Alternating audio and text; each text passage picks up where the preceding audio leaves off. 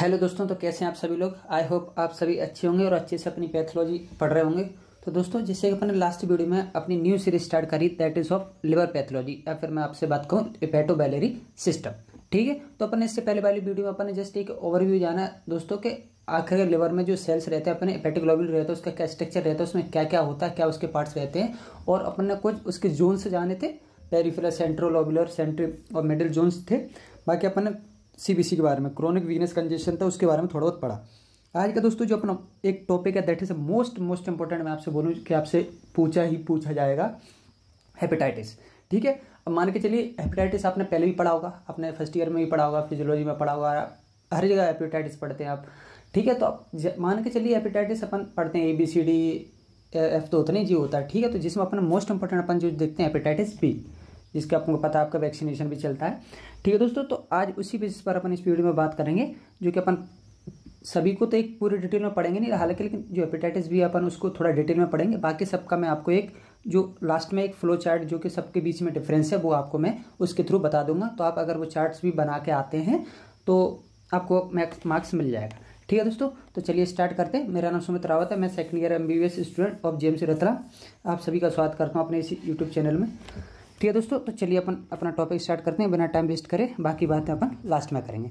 ठीक है, तो जैसे मैं आपको बताऊं, सिंपल हेपेटाइटिस सिंपल सी बात है। अगर आप मान के चलिए, it is a inflammation, type of inflammation in the liver. ठीक है, तो टाइप ऑफ इन्फ्लेमेशन में आपको बोला।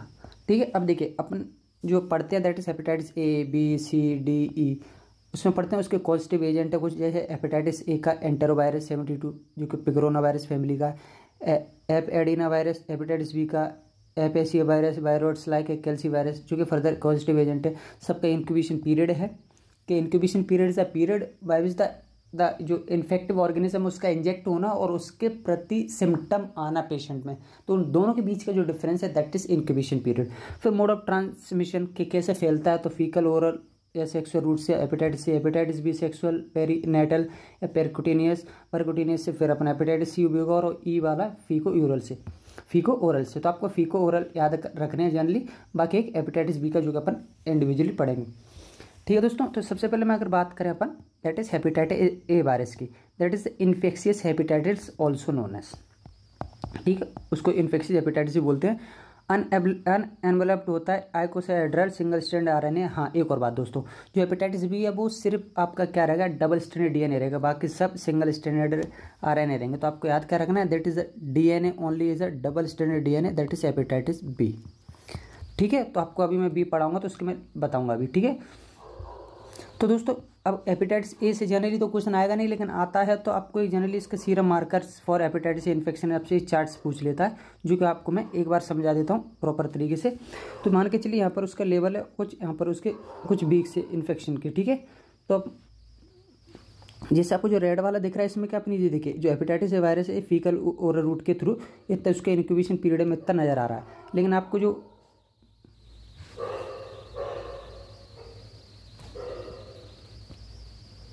ठीक है दोस्तों, तो जैसे मैं आपको बताऊं, जो आपको पिंक वाली दिख रही है दैट इज मतलब इसका इंसिडेंस ऑफ IgM एंटीबॉडी। ठीक है, तो IgM मतलब that is having a patient have a recent infection. वहीं जो ब्लू वाली है दैट इज IgG, जो कि आपको क्या बताइए पास्ट इन्फेक्शन है नहीं है। ठीक है, रिमेन थ्रू आउट रहेगी। तो देखिए इसका डिक्लाइन नहीं हुआ ब्लू वाली का। तो आपसे एक सीरम मार्कर जनरली पूछा जाता है कि IgM कब, इसमें IgG कब होगा, और फीकल ओरल जब उसको इन्फेक्शन होगा तो इंक्यूबेशन पीरियड में कैसा इसका ग्राफ आएगा। तो दोस्तों आप एक मतलब सिंपल एक ग्राफ भी बना के आएंगे हेपेटाइटिस C में, तो आपको जनरली मार्क्स दे देगा सीरम मार्कर ऑफ फिगर। ठीक है, बाकी दोस्तों ये डायग्राम अभी मैं आपको बताऊंगा थोड़ी देर बाद, ये अपने जनरली क्रोनिक और उसके डायग्राम है। बाकी हाँ, ये देखिए ये अपने बुक में भी दिया है हेपेटाइटिस A का, हेपेटाइटिस C वायरस का। तो देखिए फिगर रूट वही मैंने जो सेम डायग्राम बताया, तो IgG वाला आपका थ्रू आउट रहेगा, बाकी IgM वाला आपका डिक्लाइन करेगा। ठीक है, क्योंकि इसको जनरल क्या एक एक्यूट इन्फेक्शन हुआ अभी रिसेंट, लेकिन यहाँ पर क्या जो पास्ट इन्फेक्शन पहले भी था इस वजह से, तो आपके दर्शा रहा है। ठीक है दोस्तों, नेक्स्ट चलता है that is hepatitis B virus. Hepatitis B virus तो दैट इज सीरम हेपेटाइटिस, जिसका अपन जैसे उसको इन्फेक्शियस हेपेटाइटिस A को बोल रहे थे, इसको अपन क्या बोल रहे हैं, serum hepatitis also known as. ठीक है दोस्तों, आगे बात करें तो जैसे आपको मैं मॉर्फोलॉजी बताऊँ ऑफ हेपेटाइटिस B की। क्यों जो हेपेटाइटिस मान के चलिए हेपेटाइटिस बी वायरस आप माइक्रोबायोलॉजी में पढ़ते हो, वहाँ पर और डिटेल में अच्छे से पढ़ाया गया है। बाकी अपन जो पढ़ते हैं इसकी मॉर्फोलॉजी में देखिए, सबसे पहले आपको जो आउटर वाली दिख रही है दैट इज इस पर एक सरफेस एंटीजन होता है HBS जो सबसे बारीकी पे रहेगा, और बीच वाली पे रहेगा अपना HBEG मतलब HBEAG एंटीजन, अंदर वाली पे जो रहेगा HBC सेंटर पे मतलब। बाकी डबल स्ट्रैंड DNA आपको दिख ही रहा होगा इसमें, तो ए वाला डबल स्ट्रैंड इसका DNA हो गया। ठीक है, अब इनके जितने भी एंटीजन है सबके क्लास एंटीबॉडी भी होंगी, तो anti-HBS, anti-HBAB, anti-HBCAB। अब anti-HBC रहता है, उसकी दो एंटीबॉडी रहती है, यानी IgM और IgG, मतलब इसमें पर्टिकुलर इसके फॉर्म में नहीं होता, हम इसके फॉर्म में इसको देखते हैं। ठीक है, तो HBC जो अपना ए वाला सरफेस एंटीजन है, सी वाला सेंटर वाला, तो इसमें ब्लड में वो नहीं आता, उसकी जगह उसकी एंटीबॉडी आती है, IgM आएगा, IgG आएगा।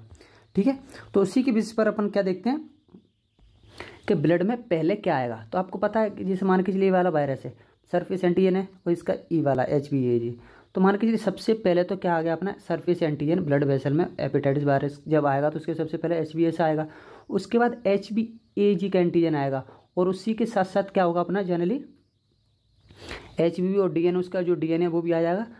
तो अपना क्या है, पहले सरफेस एंटीजन S आया, फिर ई एंटीजन आया, फिर उसके बाद IgM मतलब HBC वाला उसकी IgM एंटीबॉडी आएगी।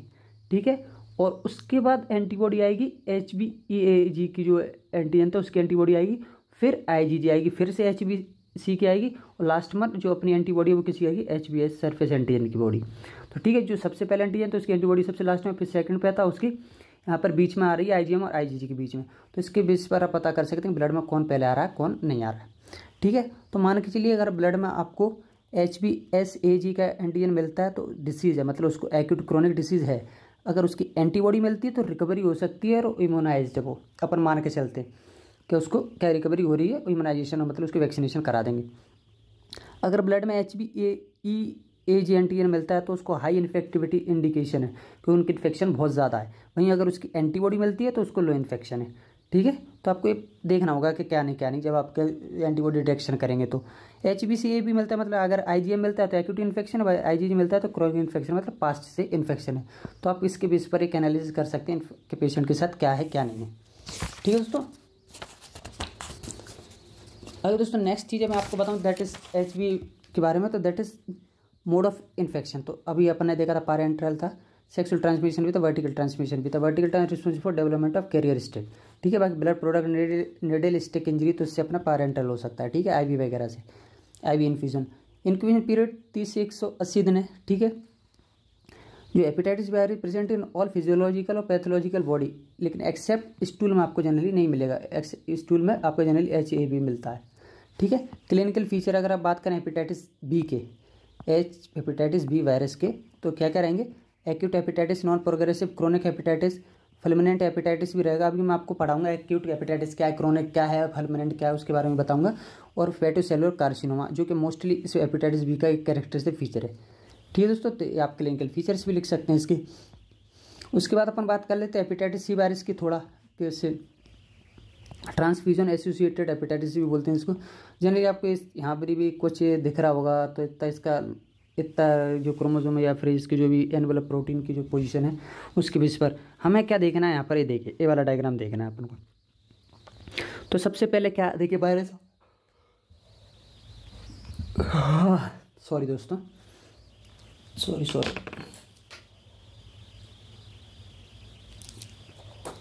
ठीक है, तो देखिए सबसे पहले आपको जो ग्रीन वाला दिख रहा होगा वो पाएगा HCV-RN, जो RN वायरस आया। फिर उसके बाद ये देखिए इसको NTNS, NTC3 दी जाता एक तरह से हमारे इसके मार्कर से कुछ, जैसे हम CD मार्कर पढ़ते हैं वैसे इसके। तो इंक्यूबेशन पीरियड इसका भी, तो आप इसके थ्रू इतना जान सकते हैं, बाकी इतना इंपॉर्टेंट है नहीं HBC, लेकिन हाँ इसका ये डायग्राम था तो मैंने इसमें बना दिया, ऐसा आपको बुक में मिल जाएगा। मेनली आपसे HB और HB पूछेगा। हाँ HBD में जो अपना हेपेटाइटिस डी वायरस है ये थोड़ा इंपॉर्टेंट, इसमें आपसे यानी जो defective virus for which heavy helper, मतलब कहने का मतलब क्या है, जो hepatitis D virus is defective virus for which HBV virus is the helper, मतलब जो HBV है वो it is one of the helper for the HDV virus के लिए। ठीक है, तो इसमें दो टर्म आते हैं, को इन्फेक्शन, सुपर इन्फेक्शन पे क्वेश्चन आता है आपसे कि आप हेपेटाइटिस डी वायरस उसकी सुपर इन्फेक्शन को इन्फेक्शन बताइए। तो को इन्फेक्शन नाम से लग रहा है, को मतलब दो चीज़ें, तो हेपेटाइटिस डी वायरस और हेपेटाइटिस बी वायरस दोनों के दोनों का यहाँ पर इन्फ्यूजन होगा किसी हेल्थी पर्सन में, इन्फ्रिक्वेंट होगा, फल्मिनेंट हेपेटाइटिस कराएगा मतलब सडनली, और उसकी क्या हो जाएगी, डेथ हो जाएगी। लेकिन मान के चलिए डेथ मतलब हेपेटाइटिस डी वायरस है जो कि सिर्फ यूज़ कर रहा है किसको, HB वायरस को एज अ कैरियर, मतलब जो पहले से ही जिसको HB वायरस बी वायरस था, हेपेटाइटिस बी था, तो लेस कॉमन 10% में होगा और उसको एक्यूट सीवियर हेपेटाइटिस होगी, जिसकी वजह से कंडीशन में रिकवरी भी होगी।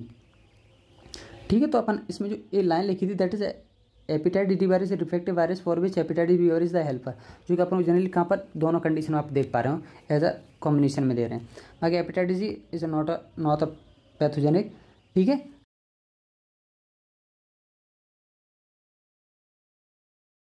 Clinico pathogenic spectrum. अब देखिए जो मैं आपको बताना चाह रहा हूँ कि जो इस पर क्वेश्चन आएगा आपसे जनरली पूछ लेता है कि एक्यूट हेपेटाइटिस और क्रोनिक हेपेटाइटिस मतलब डिफरेंस आ जाएगा, या फिर दोनों में जनरली इंडिविजुअल भी पूछ सकता है। ठीक है, तो जैसे कि एक्यूट हेपेटाइटिस में अपन बात करें तो आपको एक्यूट हेपेटाइटिस में देखिए सब कुछ मिलेगा, इसमें आपको ए में भी मिलेगा, बी में, सी डी ई सभी हेपेटाइटिस में आपको जनरली देखने मिलेगा। आपसे इसकी हिस्टोलॉजी जरूर पूछेगा मान के चलिए एक्यूट हेपेटाइटिस में क्या है क्या नहीं है। तो मान के चलिए जैसे आप ये सेंट्रल वेन बनाई आपने, यहाँ पर पोर्ट्रेट्राइड बनाया और बीच में आपने क्या बना दी, सारे के सारे जो अपने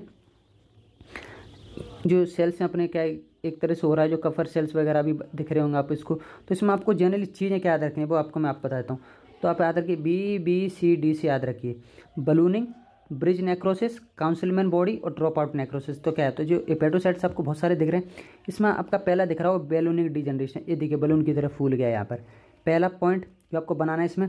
दूसरा काउंसिलमैन बॉडी दैट्स एसिडोफिलिक बॉडी आपको बीच में दिख रही है। ठीक है, इसके अलावा फिर आपको ड्रॉप आउट नेक्रोसिस भी होगी इंडिविजुअल सेल्स की, ये देखिए इस पर कुछ नहीं है अंदर, उसमें सेल्स बाहर निकल गए। वहीं दूसरी बात करें तो अपन इसकी ब्रिज नेक्रोसिस है। ठीक है, तो जनरली जो ब्रिजिंग नेक्रोसिस है वो 3 तरह की, पोर्टल सेंट्रल मतलब पोर्टल वेन सेंट्रल वेन में होगी, सेंट्रो या तो सेंट्रल में होगी या पोर्टल में होगी। ठीक है, 3 तरह से। तो इसमें आपको कैरेक्टर से आपसे पूछा जाता है एक्यूट हेपेटाइटिस में आपको 4 चीज़ें याद रखनी है और इसका आपको एक डायग्राम बनाना है। ठीक है, नेक्स्ट आ जाता है अपना क्रोनिक हेपेटाइटिस का। तो जैसे उसमें ABCD था, यहाँ पर BCD है, A और E नहीं शो करते अपने क्या क्रोनिक वाले। ठीक है, वो सिर्फ एक्यूट ही करेंगे, इस पर क्वेश्चन भी आता है। तो ये आपको ये डायग्राम भी दिख रहा हो, देखिए ये नॉर्मल वाला डायग्राम जैसे अपना portal tract, portal vein, interlobular bile duct सब कुछ दिख रहा होगा।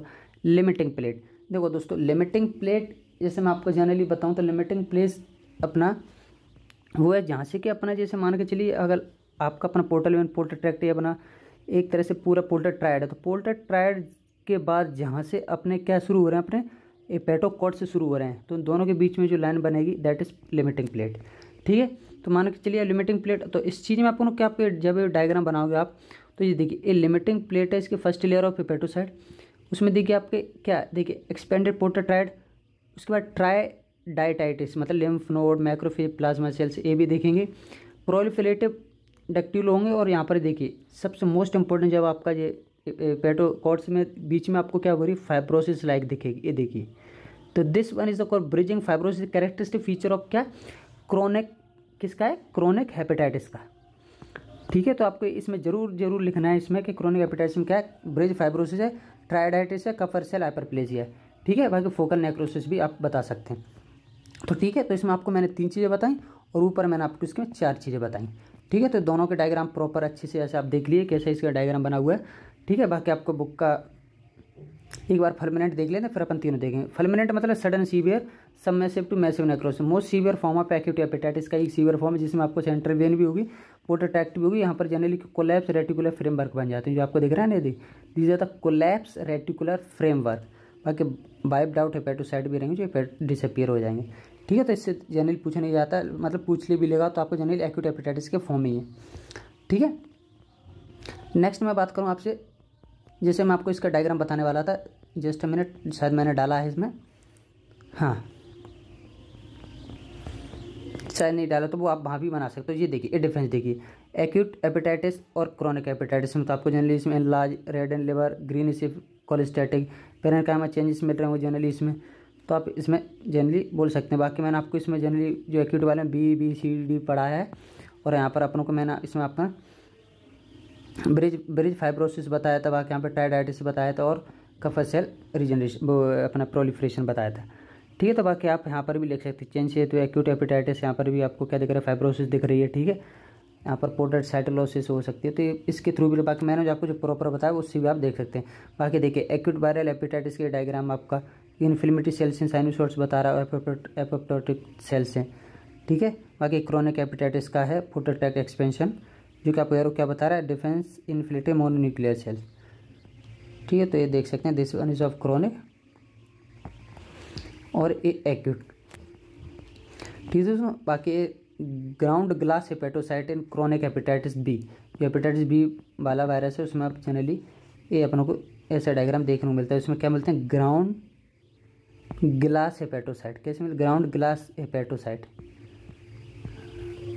ठीक है। तो ये वाला आपको दिख रहा है ना, ग्राउंड ग्लास लाइक, तो ऐसा अपीयर इसमें पूछ लेता है, ठीक है। तो बाकी जो मैं आपको एक चीज़ जो नई बताने वाला था इसमें कि आपको जो इससे अगर ना हो तो आप देखिए प्रॉपर तरीका है लिखने का।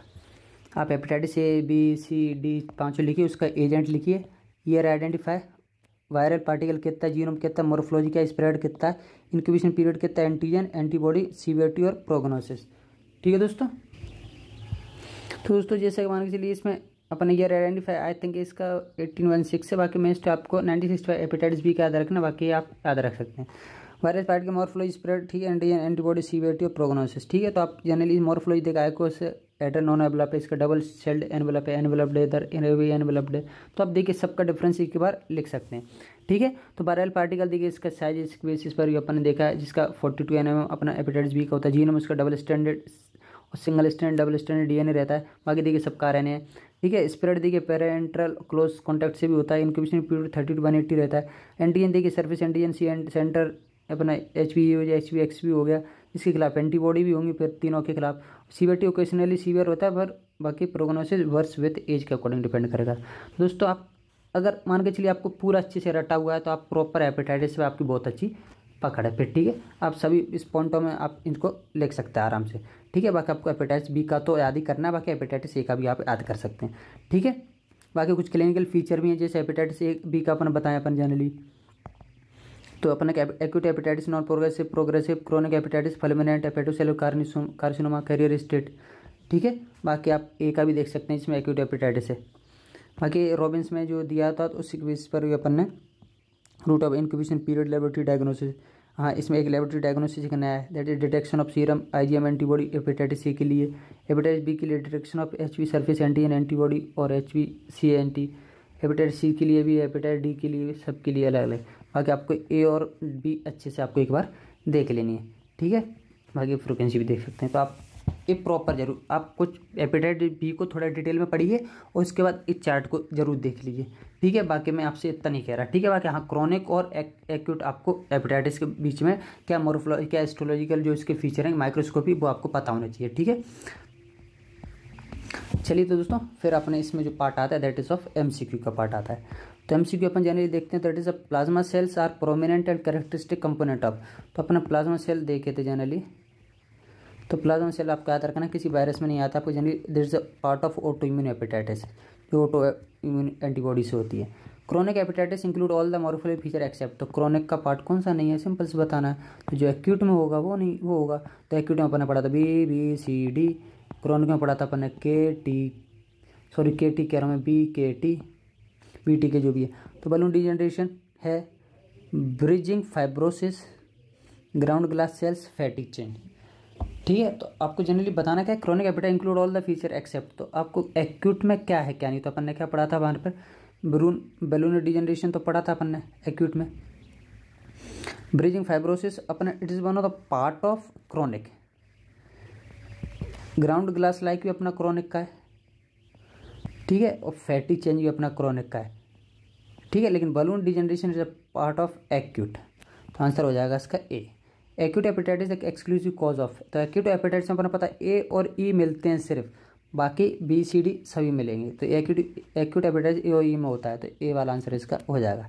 ई भी होता था फिर ई जाता। Major cause of liver disease worldwide आपको याद रखना है, it is a major cause of hepatitis कौन सा रहता है अपना, जनरली हेपेटाइटिस सी अपन बोलते हैं, that is a world wide में कॉमन कॉज है लिवर डिसीज का, ठीक है दोस्तों। तो दोस्तों एक तरह अपना जो वीडियो था that is on the topic hepatitis, ठीक है। बाकी आप इसमें हेपेटाइटिस बी में फिर से बोल रहा हूँ, हेपेटाइटिस बी को अच्छे से पढ़िए, अच्छे उसकी मोर्फोलॉजी क्या है, उसकी हिस्टोलॉजी क्या है, क्या उसके क्लिनिकल फीचर्स हैं, आप देख सकते हैं क्या उसका मोड ऑफ ट्रांसमिशन है, कैसा है क्या नहीं है। बाकी दोस्तों इसका वैक्सीनेशन होता है तो आप वहाँ पे आप माइक्रो में भी पढ़ेंगे, बाकी PSM में और अच्छे से पढ़ते हैं, लेकिन जो अपना काम का था वो मैंने आपको बता दिया। बाकी दोस्तों आपके फ्लो चार्ट जरूर अच्छे से रटना है, आप इसको रट ही लीजिए, मैं रटने की ही बोल रहा हूँ, तो आप एक बार रट लीजिए और अच्छे से जाके आपका एग्जाम में आप लिख पाएँ। ठीक है दोस्तों, तो नेक्स्ट वीडियो में बहुत जल्दी मिलेंगे दोस्तों, तब तक पढ़ते रहिए। Hepatitis, thank you so much.